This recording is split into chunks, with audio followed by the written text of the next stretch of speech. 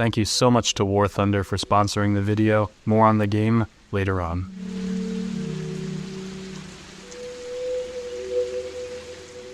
A white forest floor expands endlessly under your feet in all directions, holes to hell dotting the countryside. Above you, black snowflakes sink slowly to the ground. Nothing here is cohesive, save for a single sunflower in front of you. Quickly it disappears, swallowed by a storm so thick you could almost drown. But you can't process what's happening, because it's already here.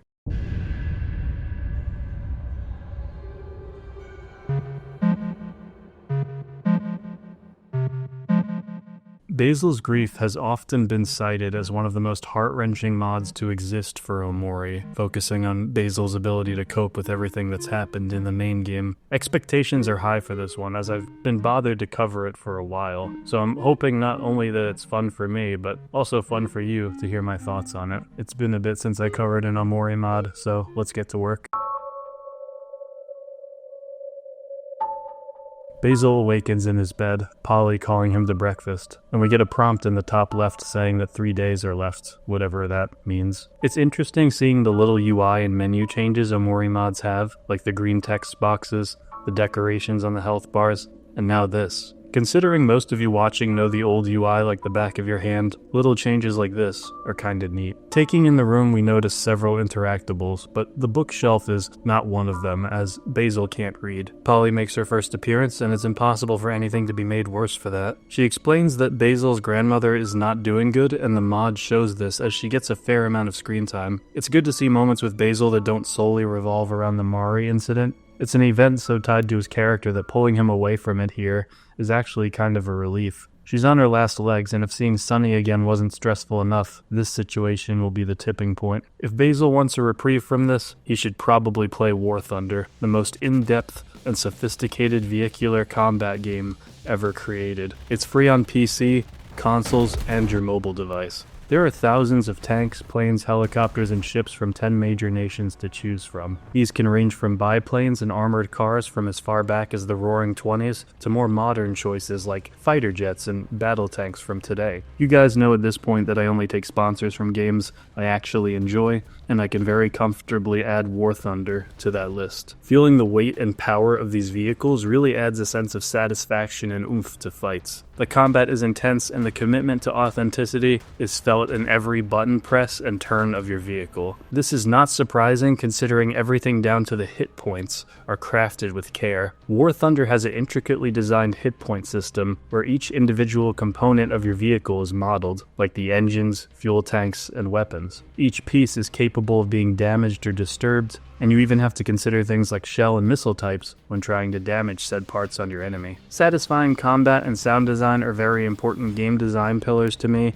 and these are aspects that War Thunder absolutely nails. There's also great levels of vehicle customization for your vehicle of choice, down to exactly where you want to place things like icons or spray paint. It really adds a sense of ownership to your unit. If you're the kind of person who likes to really fine-tune things in a character creator, you'll get that same sense of pride here. If all of that sounds like a lot for your PC to handle, do not be deterred. War Thunder runs on the Dagger engine, which is heavily optimized to deliver a lag-free experience with great visuals and high frame rates, even on lower-end machines. Though as I mentioned, it's not the only way to enjoy War Thunder. There's a new mobile version of the game on iOS and Android. Everything that makes War Thunder amazing is captured and distilled into your phone to take wherever you go. The visuals, vehicle customization, it's all here. I'm very picky about phone controls when it comes to games, but I can confirm that what they've done is very intuitive and well designed. Join a world-spanning community of over 70 million players in grand PvP battles, and take in the awe-encapsulating experience of War Thunder. Considering the unmatched attention to detail, there's simply no game better suited for fans of military history or satisfying game design. Join using my links in the pinned comment. Provided you're a new PC or console player, or haven't played in the last 6 months, you'll get a massive bonus pack that includes multiple premium vehicles and an exclusive vehicle decorator. These include the Eagle of Valor, 100,000 Silver Lions, and 7 days of premium account activity. It's only available for a limited time, so be sure to sign up sooner rather than later.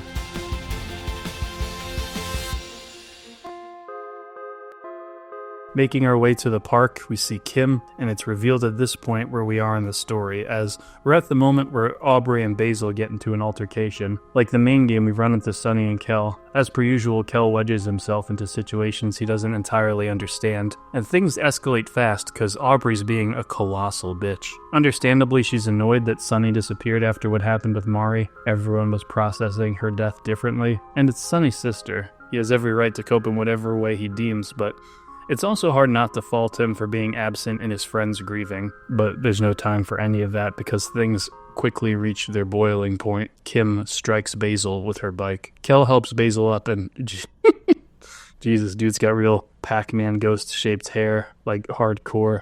I know we've all seen it before, but goddamn. Everyone collects themselves and Basil is dropped off at his house. Kel reinforces that should Basil need anything, all he needs to do is ask. No matter how bleak things seem, Kel is always one to keep the group at least a little bit optimistic, and we all love him for that. Some time passes. The group convenes inside Basil's house, and we see the scene where they discover the missing photos in the photo book. At this point, you might be a bit confused about some of the storytelling decisions in this mod, and that's understandable. There's a large amount of overlapping dialogue from the main game here, with short stretches not really contributing anything. It's not very exciting to revisit old scenes if we don't find out more stuff. If there isn't anything new that advances the characters or story, providing an extra layer of nuance or perspective, it's just wasted time. That's not to say there's nothing new in this scene. We got some really brooding art of Sunny staring at Basil, as well as some internal dialogue about his grandma. Nice. Hi, Sunny. It's nice to finally see you again. I would love to get someone's perspective on this mod that hasn't played the original game. They'll be wondering why Basil is so scared here. Sunny is found in Grandma's room, and Basil tries to play off the weird situation with some lighthearted talk, but surprisingly, Sunny's not feeling chatty.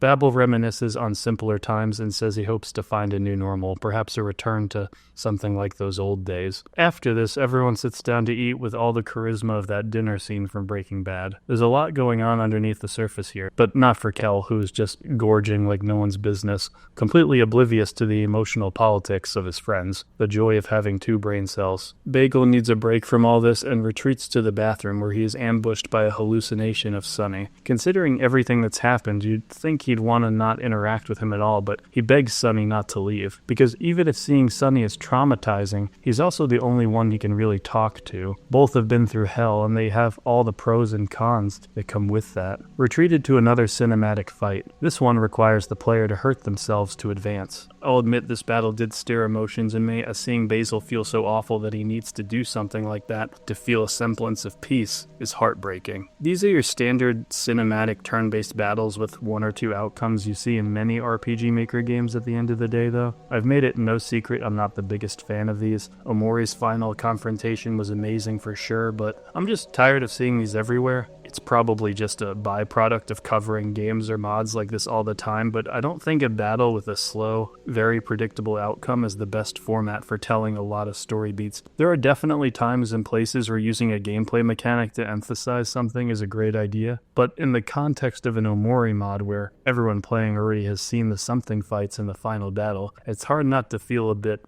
been there, done that. Sunny fades away, and though Basil's arm is obviously hurting, he is just glad that for now, something is gone. Unfortunately for everyone, this is far from the worst thing that'll happen to Basil in this mod.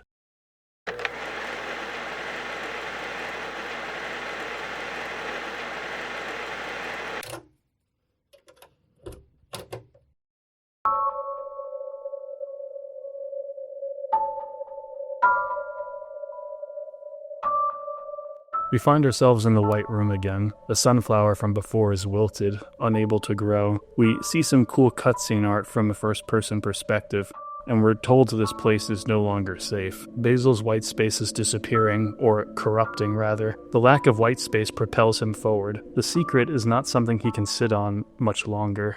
We awaken in the bedroom again before chatting with Polly. Grandma hasn't gotten any better, but she is stable. The conversation is interrupted by a knock at the door. It's the boy. I should mention here, and much like this key art, it adheres well to the base game's art style. By the way, a lot of this cutscene art wasn't included with the mod's initial release. It was patched in later, and personally, I think it adds a lot. Kel explains that he needs Barrel's help, and that it involves Sunny. The mere mention of him sends shivers down Basil's spine. Understandable. It's here you can choose to go to the church to visit Mari. Even if it's tough to be here, there's some baggage that clearly needs to be dealt with. Hey Mari, I'm sorry for everything. If we were there, we could have stopped something from... Is it my fault? I could have changed everything that day. We could have had a good recital. Sunny has been in his house for 4 years. He stops going outside, Mari. Is it really my fault? I miss you so much. Thank you for everything. You have a memory. Everyone is having a picnic. Mari's there smiling.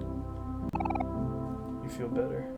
Basil spills his guts out to Mari and talks about both the good and bad. Interacting with the gravestone fills your karma meter. Getting this full secures the good ending, and yes, there are multiple endings in this mod. After this, the duo groups up outside Sunny's house and knocks on the door, but unfortunately for us, Sunny does not seem interested in coming outside. Kel laments their counter with Aubrey, saying that was probably why Sunny doesn't want to come answer the door. Basil snaps, saying you can't always be safe, which is not only true, but true to OMORI.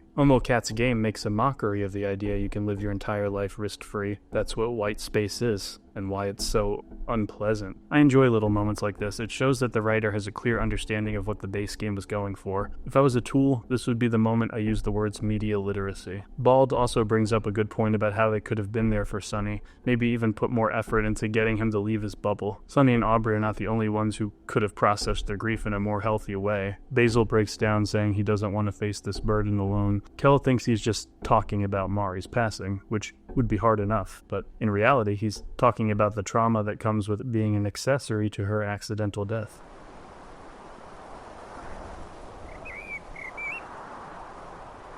Soft wind combs over trees. The smell of summer and greenery is the same as it's always been, unmoved by the awful events that transpired. We're in the secret hangout spot. It serves as a brief respite. Basil and Kel take a load off and enjoy the nostalgia of their once hidden place. At least, they try to. Aubrey finds them and approaches. Like many OMORI fans, seeing Basil makes her extremely angry. She even accuses him of being the reason Sunny never went outside. She doesn't know the truth at this point in the story, but she certainly knows that something is going on between them, and it's not that gif. Basil is shoved by Aubrey into the lake. Tragically, we have to do another cinematic fight, but afterwards are treated to some neat cutscene frames that show Basil getting saved by Hero, but from his perspective. We knew he was going to be saved by someone in the water, and I don't just mean because of base OMORI.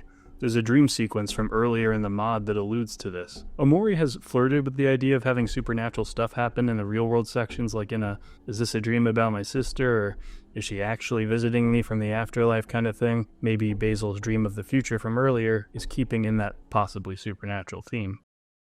The story skips ahead to the final day, and it gets off to a really terrifying start. What was once white space now sits an endless black abyss, melting at the seams in this glitch-ridden black space. It's black space. Also, this guy's here. Interacting with the floor gives us a glimpse into Basil's view of himself. It's completely dead. Seems like everything I did was for nothing. Basil's darkest thoughts get a stranglehold on him, and...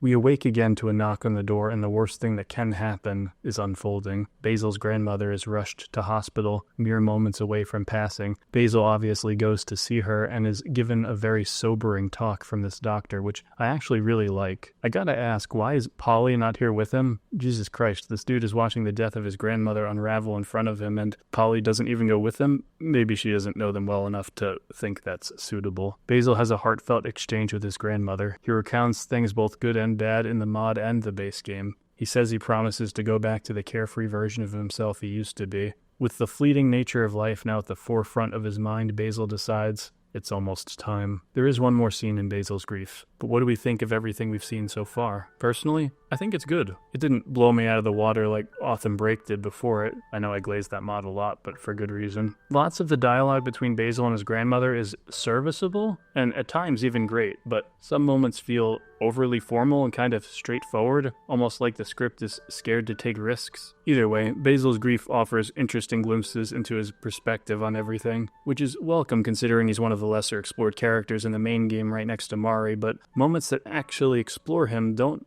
happen often enough. Like we touched on earlier, this game overlaps with more than a handful of OMORI's scenes, making us kind of wonder why this didn't take place in a different time period entirely, a la Autumn Break or Reverie. This docks points from it as a whole, but I enjoyed the Basil's grandmother angle. Again, seeing him involved in new situations was a breath of fresh air in a world that so often centers on one main event. Perhaps the issues raised are worth putting up with, considering the mod's visceral and sudden climax. The gang safer Sonny groups up at Basil's doorstep and asks him to hang out again, but his knees give out, he collapses, and spills that he's been keeping a terrifying secret to himself the past 4 years. And just like that, it's over. Also, there's this ending. Thanks so much to War Thunder for sponsoring this video and keeping the lights on around here. Again, the game is free on PC, PlayStation, Xbox, or mobile. Be sure to use my links in the pinned comment. Once more, if you're a returning player that's been gone for at least 6 months, you'll receive a giant bonus pack, including premium vehicles, 100,000 silver lions, and 7 days of premium activity. Thanks so much, and have a wonderful night. Booba.